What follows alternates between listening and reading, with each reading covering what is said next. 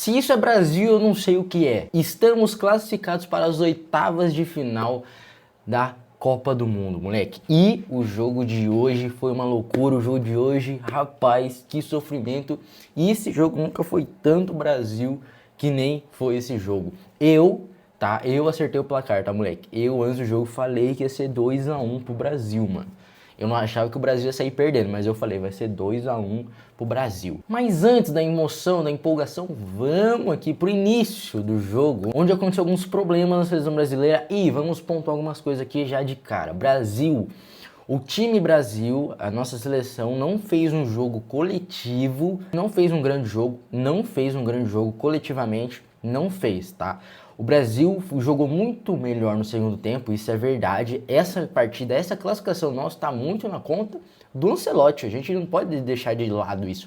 O Ancelotti mudou muito bem o jogo e acreditando no Casemiro, que muita gente, como eu, acreditava que tinha que tirar o Casemiro, tanto pelo cartão bobo que ele tinha tomado, tanto porque ele tava, assim, não tava conseguindo andar em campo quase.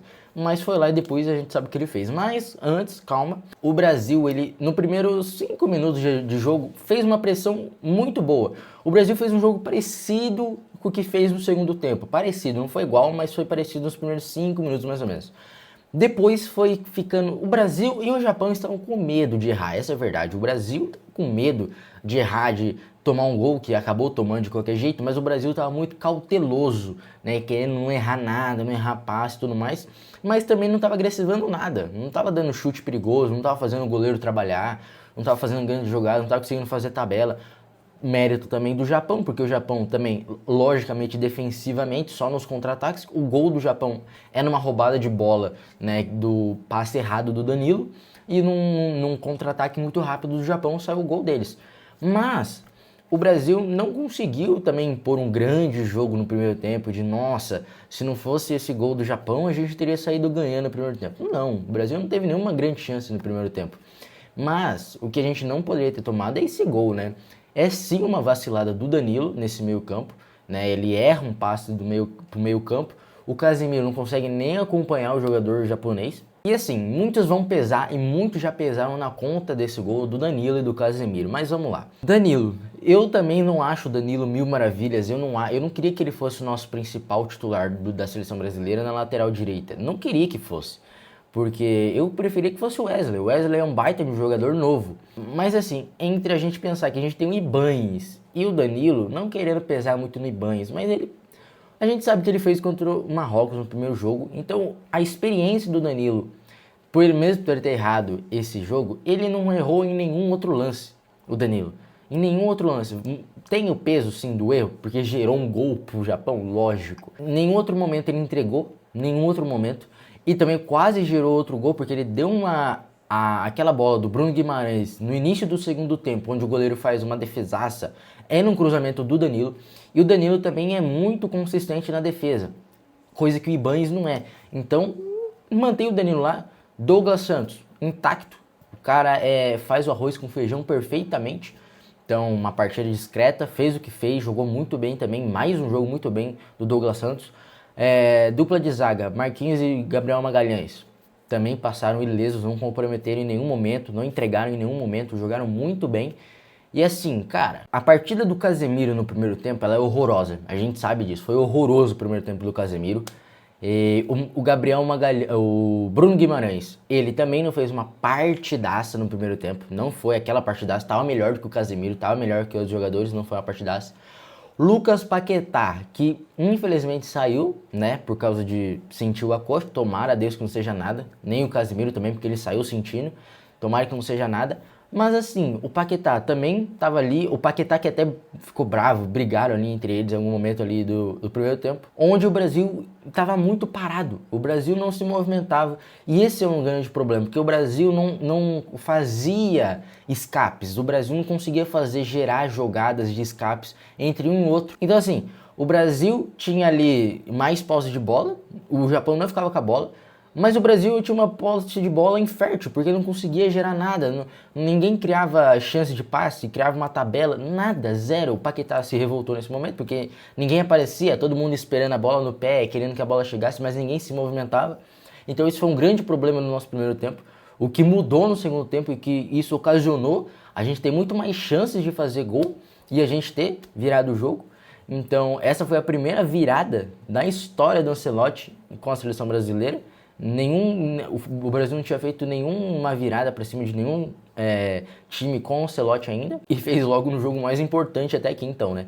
Mas assim, então, esses pontos, o Vini Júnior no primeiro tempo apagado também, todo mundo foi meio apagado no primeiro tempo, e no segundo tempo, quando a gente já, então, o gol que o Brasil tomou foi um erro despretensioso, foi um erro bobo, ninguém também ali, pô, o Gabriel Magalhães, ele poderia ter afobado um pouquinho mais, eu senti que ele poderia ter chegado mais. O cara deu um belo de um chute, querendo ou não, no cantinho, sem chance pro Alisson. Mas no segundo tempo a gente volta e eu falei, nossa, manteve o Casemiro, né? Colocou o Endrick, gostei. Colocou o Endrick já de titular pro Endrick ganhar mais ritmo, pro Endrick também ganhar confiança. A gente também pesa muito no do Endrick, mas o Endrick também tem que ganhar essa confiança. Não é porque o moleque quase sempre entra, faz gol, arranja gol, ou arranja algum lance de perigo, que o segundo... Já vamos lá, vamos por partes. Mas o Endrick entrando, beleza, para ganhar ritmo, ganhar confiança. E segundo tempo o Brasil literalmente botou o Japão na roda, não tem o que se falar. Quem falou o contrário tá mentindo. O Brasil sim colocou o Japão na roda no segundo tempo. Então o Brasil fez um jogo muito mais fazendo aquela pressão alta, aquela pressão forte, não deixando o Japão sair. E o que o Ancelotti falou depois do jogo, e que o Brasil fez muito mais no segundo tempo, e que isso foi válido, porque é um ponto fraco da equipe do Japão, bola cruzada, lançamento, muitas bolas altas, muito lançamento o Brasil fez no segundo tempo, e grandes chances foram criadas em bola, né, levantada. Então o Brasil conseguiu explorar muito bem, tanto que o gol de empate veio numa bola lançada do Gabriel Magalhães, perfeitamente bola do Gabriel Magalhães, pro Casemiro perfeito, na cabeçada, consciente, firme no outro canto, o goleiro, coitado do goleiro, 1-1, e ali o Brasil, pô, saía aquele peso de tipo assim, meu Deus do céu, a gente tá perdendo, a gente tá sendo desclassificado da Copa do Mundo no 16avos pro Japão. Então assim, a equipe do Japão é muito boa, o Japão até ganhou de nós nem há muito pouco tempo atrás, mas é o Japão, né, gente, pelo amor de Deus, é o Japão ainda. Mas assim, uma baita de um gol, 1-1, e ali o Brasil... intenso, o Brasil muito bem, e o Brasil depois que empatou não conseguiu continuar a pressão que estava, mas continuou fazendo aquela marcação-pressão, porque a cada tempo que ia passando, a cada minuto que ia passando, qual que era o problema? O problema é que o Brasil, ele saía bastante, só que o tempo tá passando. Então se você toma um contra-ataque igual você tomou no primeiro tempo, toma um gol do Japão, acabou. Entendeu? Acabou. Então, conforme foi passando o tempo e vai chegando mais tempo, mais perto do final do jogo, o Brasil foi diminuindo mais o ritmo. Então o Brasil foi degradando. Por quê? Porque se o Brasil saísse que nem louco, que nem nos primeiros minutos do segundo tempo até o final, ia ter tomado um gol de contra-ataque. Então o Brasil inteligente, Ancelotti inteligente. Depois sai Casemiro, entra Fabinho também jogou normal, não comprometeu também, jogou bem também, normalzinho. O Neymar, né? O Neymar infelizmente não entrou, mas era de se esperar, porque o Ancelotti, ele até falou isso depois, no pós-jogo ali rapidinho, ele falou que sim, o Neymar só não entrou antes porque estava esperando a prorrogação. Isso é lógico, né? O Neymar ele ia aguentar aqui ali uns 20, 25, 30 minutos no máximo. Então talvez, eu imaginava, até tinha falado, eu tava assistindo com meu pai, eu falei, ó, eu acho que o Neymar vai entrar ali no 110, 105 do primeiro tempo da prorrogação. Porque ele vai jogar ali uns 25 minutos mais ou menos, quase 30. O Neymar vai aguentar, o Neymar aguenta esse tempo. Ou talvez uns 110, né? E pensando talvez em possíveis pênaltis, né? Então o Neymar só não entrou porque ele estava esperando a prorrogação, porque se ele coloca o Neymar cedo na partida, vamos por no 80, 75 do segundo tempo, e vai para a prorrogação, o Neymar ia estourar tudo. O Neymar não ia aguentar. O Neymar, logicamente que se ele não tivesse lesionado, se ele tivesse não lesionado e vindo como ele estava jogando no Santos e vindo para a seleção e não ter tido essa lesão na panturrilha, o Neymar conseguiria completamente, facilmente jogar dos 80, 70 do segundo tempo e a prorrogação, porque o Neymar estava jogando 90 minutos no Santos. Então ele conseguiria aguentar, eu imagino, essa carga. Mas como ele voltou agora, ele não conseguiu, ele não ia conseguir de jeito nenhum e nem podia fazer isso, mesmo que, não, eu consigo até jogar, mas não é melhor não, porque e se o Neymar estoura, né? E se o Neymar machuca, aí acabou.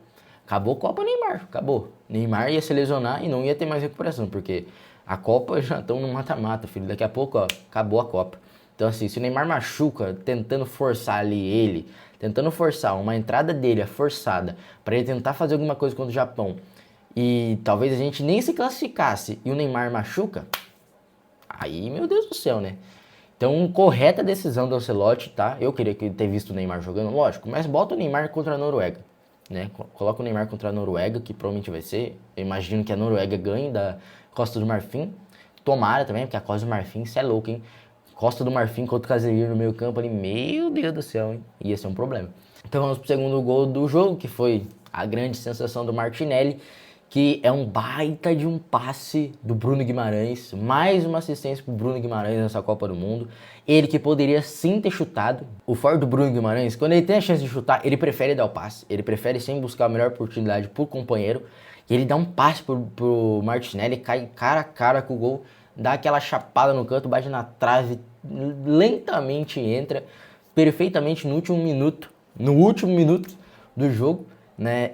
Mas antes que venham falar, a jogada em si, o contra-ataque que gera a jogada toda, que faz o Brasil chegar na área do Japão, começa com quem? Começa com o Endrick e Ryan. Essa é a verdade. A jogada começou desde o início com o Endrick ali, depois passou pro Ryan, sobrou no Ryan e foi pro Bruno Guimarães. E tudo isso aconteceu, mas surgiu com o Endrick e o Ryan. Então não venham pesar na do Endrick, tá bom? E 2-1 Brasil, aquela alegria, aquela pressão saindo, não vai ter prorrogação, não vai ter pênalti, glória a Deus. E daí vem o ladrão do juiz e fala que deu 6 minutos, né? Aí tava no quinto quando a gente fez o gol. Faltava 1 minuto, pô. Vamos por ele deu mais 1 minutinho por cada... Então 7, vai. 2 minutinhos. O cara deu até 10 minutos. O cara deu até 10 minutos. O cara deu até 10. Foi até 10, mano. Foi até engraçado que eu tava assistindo na Cazé, né? E, cara, foi muito bom a reação do Casemiro, porque foi muito espontânea. Deu pra sentir que foi muito espontânea. O Cazé, esse juiz é um ladrão, vagabundo.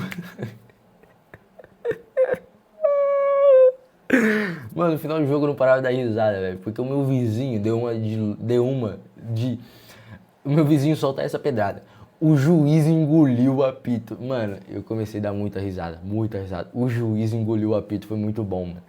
E o Casemiro no fundo, esse juiz é um vagabundo. Ah, não tem como. E finalmente acabou o jogo. Brasil 2-1, eu acertei o placar. Venda do pai. E se você ainda não me segue no Instagram, já me siga no Instagram, porque lá eu posto muito mais coisa. A gente tá rumo a 40 mil seguidores. E lá você fica por dentro de outras coisas, bastidores. E você pode até ganhar prêmios, tá? Se você acertar o placar, você pode ganhar uma coisinha, um presente, um pix, quem sabe. Deixa nos comentários o que você acha. O Brasil vai ser hexacampeão ou não? Deixa o like, se inscreva no canal para não perder nenhum vídeo. Te espero no próximo vídeo da classificação, se Deus quiser, do Brasil para as quartas de final. Tamo junto e até o próximo vídeo. Valeu, falou e tchau!